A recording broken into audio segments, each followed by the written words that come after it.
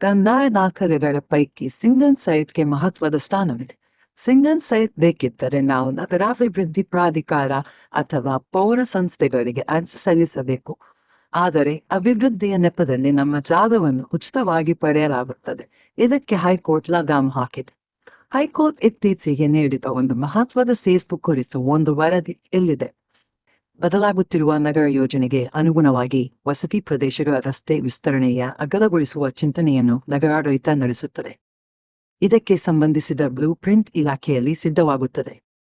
ವಸತಿ ಪ್ರದೇಶಗಳಲ್ಲಿ ನಿವೇಶನ ಸೈಟ್ ಹೊಂದಿದವರಿಗೆ ಏಕ ನಿವೇಶನ ವಿನ್ಯಾಸ ಅಂದರೆ ಸಿಂಗಲ್ ಸೈಟ್ ಕಡ್ಡಾಯವಾಗಿ ಇರಬೇಕು ಎಂಬ ನಿಯಮವಿದೆ. ಸಿಂಗಲ್ ಸೈಟ್ ಬೇಕಿದ್ದರೆ ನಾವು ನಗರಾಭಿವೃದ್ಧಿ ಪ್ರಾಧಿಕಾರ ಪೌರ ಸಂಸ್ಥೆಗಳಿಗೆ ಅರ್ಜಿ ಸಲ್ಲಿಸಬೇಕು. ಆದರೆ ಅಭಿವೃದ್ಧಿಯ ನೆಪದಲ್ಲಿ ನಮ್ಮ ಜಾಗವನ್ನು ಉಚಿತವಾಗಿ ಪಡೆಯಲಾಗುತ್ತದೆ.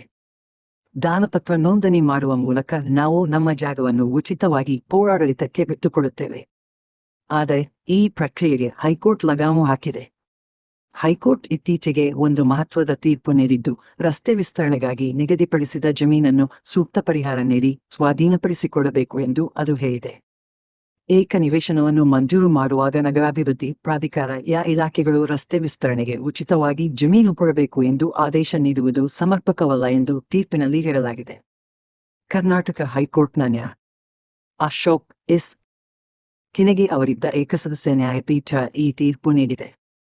ರಸ್ತೆ ವಿಸ್ತರಣೆಗಾಗಿ ನಿಗದಿಪಡಿಸಿದ ಜಮೀನನ್ನು ಸೂಕ್ತ ಪರಿಹಾರ ನೀಡಿ ಸ್ವಾಧೀನಪಡಿಸಿಕೊಳ್ಳಬೇಕು ಎಂದು ನಗರ ಯೋಜನೆ ಇಲಾಖೆ ಮತ್ತು ನಗರಾಭಿವೃದ್ಧಿ ಸಚಿವಾಲಯಕ್ಕೆ ಹೈಕೋರ್ಟ್ ನ್ಯಾಯಪೀಠ ನಿರ್ದೇಶನ ನೀಡಿದೆ. ಪ್ರಕರಣದ ವಿವರ: ಉಡುಪಿ ಜಿಲ್ಲೆ ಕುಂದಾಪುರ ತಾಲೂಕಿನ ನಿವಾಸಿ ಅರ್ಜಿದಾರ ಅಜಿತ್ ಕುಮಾರ್ ಶೆಟ್ಟಿ ಮತ್ತು ಅವರ ಪುತ್ರ ಕಾಮರಾಜ್ ಶೆಟ್ಟಿ ಅವರು ಉಡುಪಿ ಜಿಲ್ಲಾಧಿಕಾರಿ, ಉಡುಪಿ ನಗರ ಯೋಜನೆ ಇಲಾಖೆ ಮತ್ತು ಕರ್ನಾಟಕ ಸರ್ಕಾರದ ವಿರುದ್ಧ ಹೈಕೋರ್ಟ್ ಮೆಟ್ಟಿಲೇರಿದ್ದರು. ರಸ್ತೆ ವಿಸ್ತರಣೆಗೆ ಜಮೀನು ಪಡೆದುಕೊಳ್ಳುವ ಕುರಿತು ಹೊರಡಿಸಿದ ಆದೇಶದ ವಿರುದ್ಧ ಅರ್ಜಿದಾರರು ಆಕ್ಷೇಪವನ್ನು ಮಾಡಿದ್ದರು. ಅರುಣ್ ಕುಮಾರ್ ಬಿಸಿ ವರ್ಸ್ ಕರ್ನಾಟಕ ಸರ್ಕಾರ ರಿಟ್ ಅರ್ಜಿ 9408 ಡಿವಿಷನ್ 2020 ಪ್ರಕರಣದಲ್ಲಿ ಮಾನ್ಯ ಕರ್ನಾಟಕ ಹೈಕೋರ್ಟ್ ನೀಡಿದ ತೀರ್ಪನ್ನು ಉಲ್ಲೇಖಿಸಿದ ನ್ಯಾಯಪೀಠ ಏಕಪಕ್ಷೀಯವಾಗಿ ಜಮೀನಿನ ಹಕ್ಕನ್ನು ಕಸಿದುಕೊಳ್ಳುವುದು ಸಂವಿಧಾನದ ಆರ್ಟಿಕಲ್ 300 ಅಡಿ ಸಮ್ಮತವಲ್ಲ.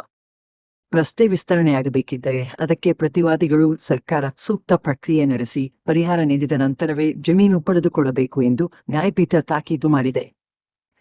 ನಿಮಗೆ ಈ ಸುದ್ದಿ ಇಷ್ಟವಾದರೆ ಲೈಕ್ ಮಾಡಿ, ನಿಮ್ಮ ಸಲಹೆಗಳನ್ನು ಕಾಮೆಂಟ್ ಬಾಕ್ಸಲ್ಲಿ ತಿಳಿಸಿ. ಅದೇ ರೀತಿ ಸಬ್ಸ್ಕ್ರೈಬ್ ಮಾಡಿ ಬೆಂಬಲಿಸಿ.